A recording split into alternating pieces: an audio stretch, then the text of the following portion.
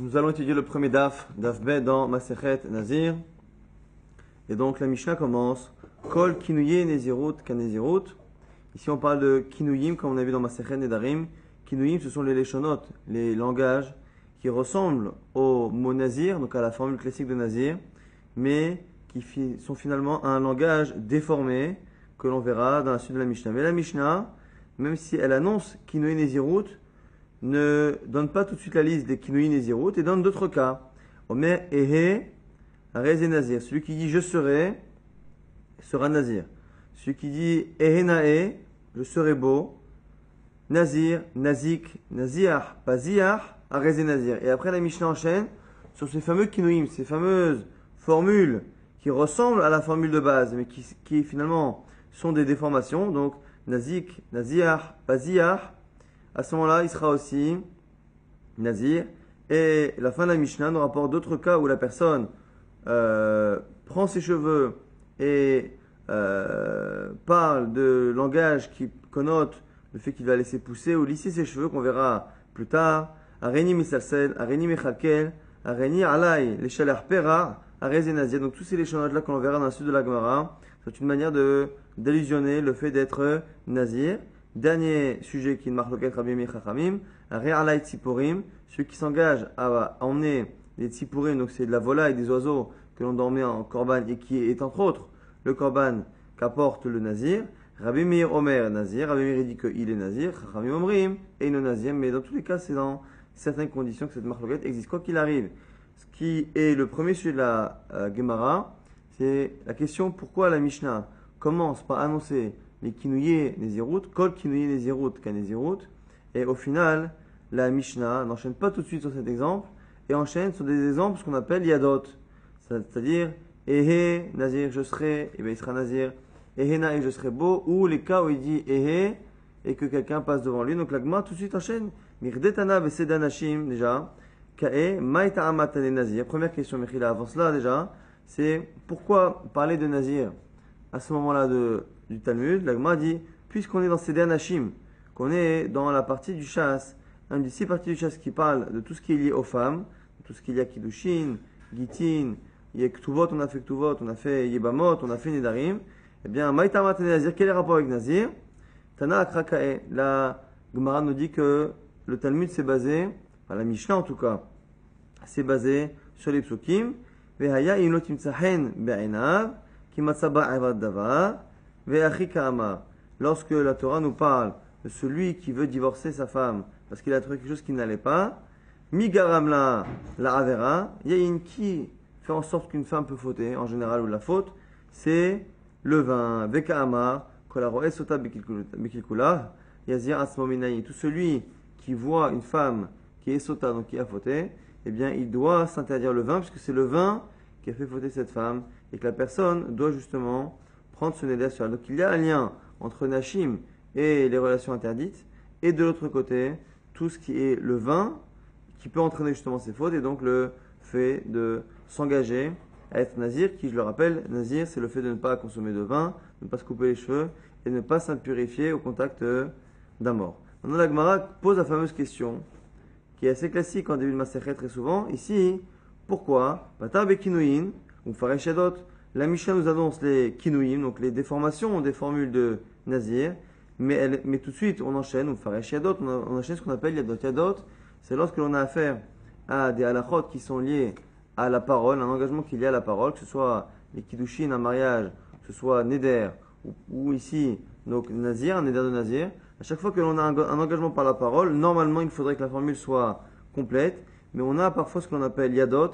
Yad, c'est un manche pour un ustensile. Eh bien, Yad, c'est le même principe qu'un manche. De la même manière qu'un manche est une manière de porter tout un ustensile en ne portant qu'une partie infime de celui-ci, eh bien, pareil pour Yad au niveau de la parole, c'est une manière de finalement s'engager à une halakha qui normalement nécessite une formule complète en ne disant qu'une formule incomplète, mais qui a cette capacité que le manche a de tout inclure, eh bien, elle aussi, elle a cette force, cette petite formule raccourcie, d'inclure finalement toute la kavana de la personne et de l'engager à 100%. Donc la question de la Gemara, c'est pourquoi dire Kol Kinouye Nezirut Kanezirut? Et finalement, au lieu d'enchaîner tout de suite sur Nazik, Nazir, Paziar, on a enchaîné tous ces cas-là où il a dit Ehe Nahe, et ainsi de suite. Donc la Gemara, c'est la question tout de suite. Pourquoi Pata vekinoyin faresh yadot.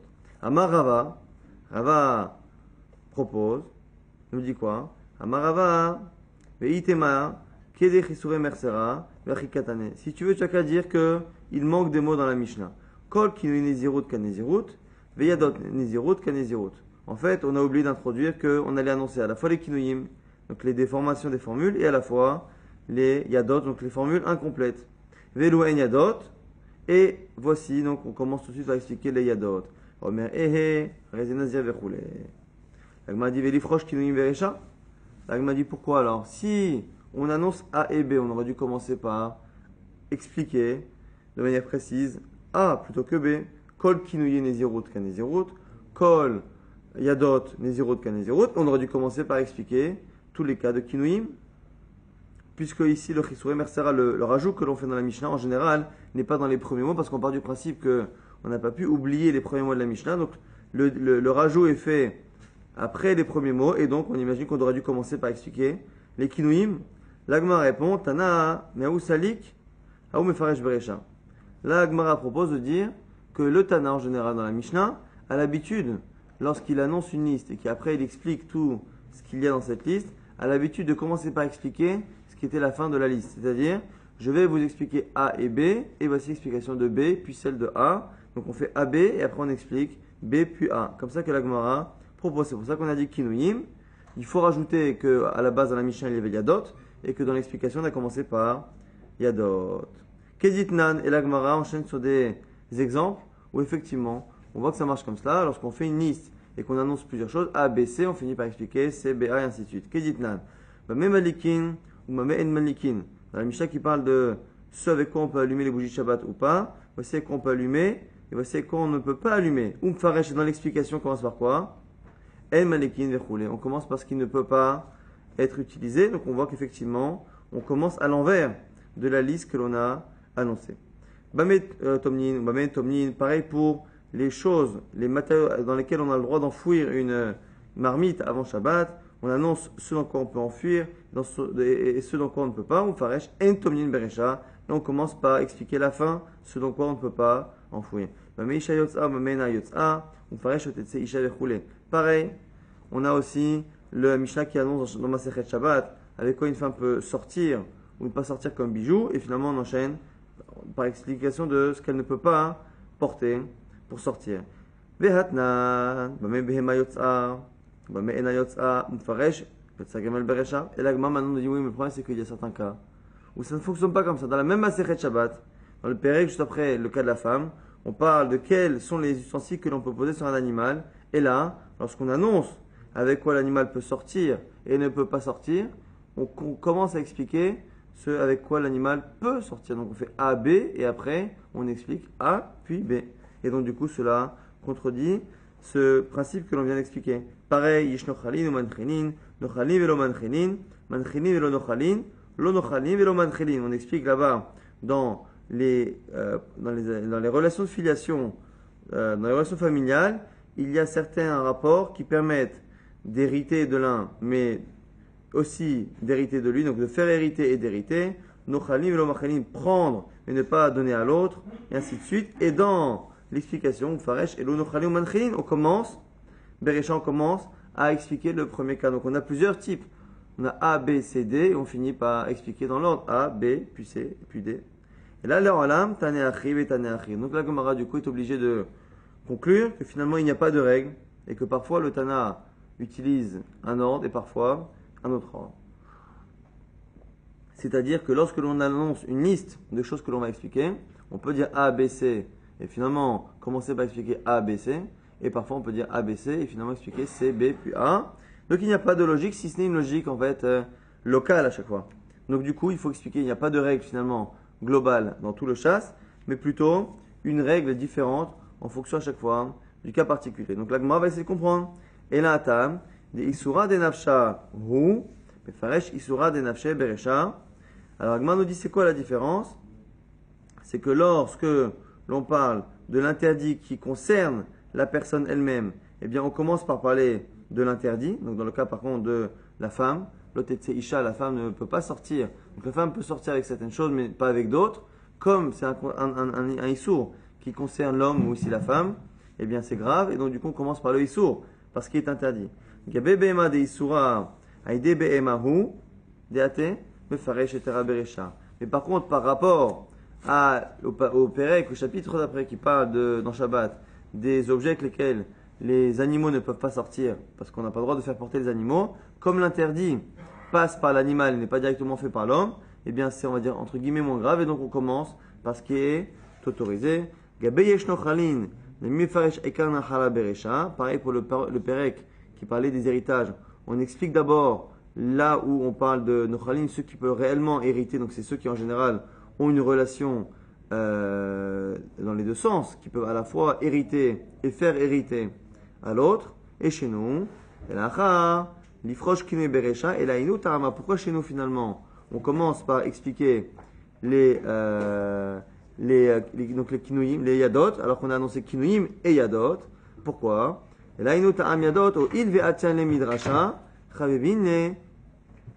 C'est parce que finalement on commence par les yadot, parce que finalement ça vient midrasha, et ça a été déduit par une dracha dans les psukim, que l'on verra plus tard, Nazir et Azir qu'on a vu au début de Masechet Nedarim, et comme on l'apprend finalement d'une dracha, donc de quelque chose qui n'est pas écrit clairement dans la Torah, mais c'est chaviv, c'est plus intéressant pour le Tana d'en parler. Veliftar beron beresha, si ça fallait aussi l'annoncer au départ, en premier, la langue dans le Tana, qui matrid be'aikar korban, quand on commence par le Aïkar Korban, parce qu'il fait réellement l'engagement. Ou il y a un pirouché, mais faresh yadot beresha. Donc finalement, quelle est la logique que la Gemara donne en conclusion? Au niveau de la liste, on commence par respecter l'importance de ce qui est marqué dans la Torah. C'est-à-dire qu'on dit d'abord Kol kinouye, Nézirut Kanezirut, les mots qui servent à marcher, qui marchent par exemple pour Nézirut, que ce soit le mot Nazir ou le mot qui a été déformé par les sages ou par les gens, ces mots-là marchent. Minatora sans problème, c'est tout à fait logique que finalement une expression qui finalement pour les gens veut dire Nazir, ça marche. Donc c'est clairement écrit dans la Torah finalement, c'est une logique, il n'y a pas besoin finalement de dracha. Comme il n'y a pas besoin de dracha, lorsque l'on annonce la liste des choses que l'on va étudier, on commence par annoncer ce qui est le plus clair. Donc on commence par expliquer d'abord les kinuyim, puis après les yadot. Mais au moment où on vient expliciter et nous apprendre comment ça fonctionne et quels sont les cas particuliers, à ce moment-là le Tana a tendance à commencer par ce qu'il préfère. Et ici, ce qu'il préfère, c'est l'enseignement qui n'est pas clairement écrit dans la Torah, mais qui est déduit par justement une des 13 manières de déduire la halachot de la Torah. C'est pour ça que finalement, dans l'explication, il commence par Yadot. Parce que Yadot, si ce n'était la dracha des Chachamim, on n'aurait jamais pu apprendre qu'une formule incomplète peut servir à s'engager. Maintenant, on reprend la suite de la Mishnah. Omer Ehe Areze Nazir. On a dit une personne qui dit je serai, Ehe, je serai, Areze Nazir. Or ici, quelqu'un qui dit je serai, il peut dire je serai nazir, mais ça peut aussi dire je serai bétaranit, je serai à jeun. Donc il y a plusieurs engagements de la personne qui peuvent compléter cette phrase donc ici c'est un yad. C'est un yad, donc c'est une phrase qui est incomplète, puisque la vraie phrase complète c'est nazir, je serai nazir. Je serai, il faut deviner qu'il veut être nazir. Mais le problème, me dit c'est la Gemara, vidilma bétaranit ka'ama. Peut-être que ce qu'il veut c'est s'engager à être Bétaranit à être à jeun, à marche Moël, qui gon shaya nazir, on va aller fanav. La Gemara dit non, en fait c'est un cas, on n'a pas précisé, mais il y avait un nazir qui passait devant lui. Donc comme il y avait un nazir qui passait devant lui, et qu'au moment où il passe, il dit je serai, eh bien on comprend finalement par le contexte que son engagement de devenir quelque chose, c'est pas de devenir à jeun, mais de devenir finalement nazir. Du coup, si finalement son engagement avec une formule incomplète ne marche que si la situation est clarifiée par la présence d'une personne, la Gemara nous dit Lima kasava Shmuel, Yadaim chez la Mouchichot, le Lavian Yadaim. Donc on est obligé de dire que Shmuel pense finalement que un Yad, donc une phrase incomplète, ne marche que si l'environnement est clair. Car ici, au niveau de Yad, même si tout le monde est d'accord que Yad marche, il y a une marloquette qu'on retrouve dans les Darim, qu'on retrouve ici dans Nazir. Est-ce que le Yad qui marche, c'est ce qu'on appelle un Yad Mochiach ou un Yad chez nos Mochiach? Est-ce que la formule incomplète, pour qu'elle puisse engager la personne, doit au moins avoir un contexte qui rend l'intention de la personne claire, ce qu'on appelle Yad Mochiach. Yad, donc c'est la formule incomplète, mais qui est Mochiach, qui finalement prouve clairement ce que la personne veut, ou Afilou Yad Sheno Mochiach, ou même un Yad, donc une formule incomplète, qui n'a pas justement cette clarté de compréhension, eh bien peut marcher. L'Agmara ici, si Shmuel a dit qu'on parle d'un cas où il y a un nazir qui passe, l'Agmara propose de dire que selon Shmuel, eh bien, un yad ne pourrait marcher que s'il est mochiar. S'il n'est pas mochiar, le Ravian Yadayim, ça ne marche pas. L'Agmara dit non, Amre Bizman, chez Nazir Ova Lefanav, Likal Souke Bemita Charine. Aval Vada et Nazir Ova Lefanav, Amrinan, Dilma Ehe Betanit Ka'amar. L'Agmara dit non, c'est pas une preuve. Shmuel peut très bien penser que même un yad chez nos mochiar, ça marche. Simplement, il y a trois catégories. Il y a ce qu'on appelle donc un yad, c'est une formule incomplète qui est très claire, ce qu'on appelle yad mochiar. Certains disent qu'il n'y a que celle-ci qui marche. Après, il y a yad chez nos mochiar. C'est quoi yad chez nos mochiar? C'est une formule qui est incomplète, qui connote fortement la chose, mais pas à 100%. Et on a le cas de ce qui est chez nous, dans le cas où il dit je serai, comme c'est vraiment 50-50, et ça ne veut pas vouloir dire plus je serai nazir que je serai bétaranite, je serai à jeun. Ici, lorsque la formule incomplète n'a aucune raison de pencher plus pour un sens que pour un autre, eh bien, ça n'est même pas un yad. Un yad, encore une fois, il faut que la formule incomplète eh bien, penche fortement tout de même vers un sens. Et ce que nous dit ici la Gemara, c'est qu'on ne peut pas prouver de ce qu'a dit Shmuel, que ici, je serai, ne marche que s'il y a un nazir qui passe. Ça ne veut pas dire qu'il pense qu'un yad c'est mourir ou pas mourir, parce que s'il n'y a pas un nazir qui passe, on n'est même pas bichlal dans un yad. C'est pas un yad, puisqu'un yad c'est une formule incomplète qui a au moins, au minimum, cette capacité à connoter fortement un sens plutôt qu'un autre. L'Agma a dit maintenant pose une autre question. Vedima les potro bikambenota ka'amar. L'Agma nous dit qui nous dit que finalement ce bonhomme-là il veut devenir nazir. Peut-être que quand il dit lorsqu'il veut le nazir, il veut s'engager à apporter des sacrifices à la place du bonhomme. Le bonhomme qui est nazir doit apporter des sacrifices. Peut-être qu'il s'engage à les apporter à sa place. L'Agma a dit quoi? Non, des ka'amar belibo. L'Agma a dit non, en fait, c'est parce qu'après il nous a dit ce bonhomme-là, après coup, qu'il avait la kavana de devenir nazir. Donc il faut que le nazir passe devant lui, et il faut qu'après il nous dise que finalement c'était son intention. L'Agma dit Iachi maïle memra. L'Agma dit si c'est ça, c'est pas shoot. C'est évident. Si finalement il nous dit qu'il avait dans le cœur d'être nazir, et peut-être qu'il n'y a même pas besoin qu'il y ait un nazir devant lui. Maoud et Teima Bainan, Piv et Boshavin, Kamash Malan. Tu aurais pu penser que non. Pourquoi j'ai besoin de te le dire? Est-ce que tu aurais pu penser qu'il faut que son cœur et sa parole soient équivalents? Kamash Malan, que non. Alors c'est quoi Kamash Malan que non? C'est pas Kamash Malan qu'on n'a pas besoin du tout de ce principe-là, ce principe de Piv et Boshavin. On en a besoin, c'est-à-dire quelqu'un qui s'engage à nommer quelque chose Trouma et dans son cœur il a pensé à Maaser, ou l'inverse où il a pensé à être nazir, finalement il s'est engagé à être korban ou je ne sais pas quoi d'autre, quoi qu'il arrive, lorsque le cœur de la personne, l'intention et la parole sont contradictoires, eh bien évidemment que ça ne marche pas. Mais c'est quoi le chidouche ici? C'est qu'on aurait pu penser que Piv et Liboshavin, que le fait que le cœur et la parole soient équivalents, on aurait pu penser que c'est à 100%, c'est-à-dire que s'il s'engage, il veut être nazir, il faut que sa bouche aussi dise nazir, Kamash Malan, que dès qu'il dit et que c'est pas contradictoire avec ce qu'a pensé son cœur, eh bien tant que c'est pas contradictoire et qu'il y a un contexte qui nous permet de comprendre, eh bien on peut finalement dire que ça marche. On va résumer très rapidement ce qu'on a vu. On a vu finalement que dans la Mishnah, il fallait rajouter qu'on allait annoncer à la fois Kinouim et à la fois Yadot, et on a vu finalement qu'il n'y ait pas de règle. Lorsque l'on annonce quelque chose A, B, on finit pas forcément par expliquer dans l'ordre, ni A, B, ni dans l'ordre inverse. Ça dépend à chaque fois du cas. Et chez nous, on a commencé par expliquer ce qui était le plus clair dans la Torah, donc les Kinouim, les formules déformées, et après Yadot. Et dans l'explication, on a commencé par Yadot parce que c'est quelque chose que l'on apprend par une Drashat Chachamim. Et le Tana préfère étudier ce qui est appris par Chachamim que ce qui est appris facilement par la Torah. Après, on avait vu que finalement, lorsque la Mishnah disait que quelqu'un s'engageait à dire je serai, eh bien, il est nazir. On a dit qu'il y avait deux conditions. À la fois qu'il y a un nazir qui passe devant lui, et à la fois que dans son cœur, il nous apprenne après, que finalement il voulait être nazir. Et la Gemara nous avait dit que finalement le fait qu'il y ait un nazir devant lui n'est pas une preuve qu'un yad ne marche ici pour Shmuel que s'il est clair, parce qu'effectivement, même si c'est clair lorsque le nazir passe, si le nazir ne passe pas, on n'est même pas dans un yad qui n'est pas clair, on est dans rien du tout, puisque finalement, si c'est 50-50, qu'il peut dire Betanit, ça ne marche pas. Et on apprend au final que Piv Veliboshavin, ça marche. La nécessité que le cœur et la parole, donc l'intention et la parole, soient en équivalence, et finalement une nécessité qu'il n'y ait pas de contradiction entre la parole et la kavana, mais qu'elle soit équivalente à 100%, pas forcément. C'est la raison pour laquelle quelqu'un, s'il a la kavana de devenir nazir, et qu'il a dit une phrase qui ne le dit pas clairement, mais que la situation le permet de le comprendre, eh bien, finalement, ça s'appelle Piv Veliboshavin. C'est pas qu'on n'en a pas besoin, mais que ça s'appelle justement Piv Veliboshavin.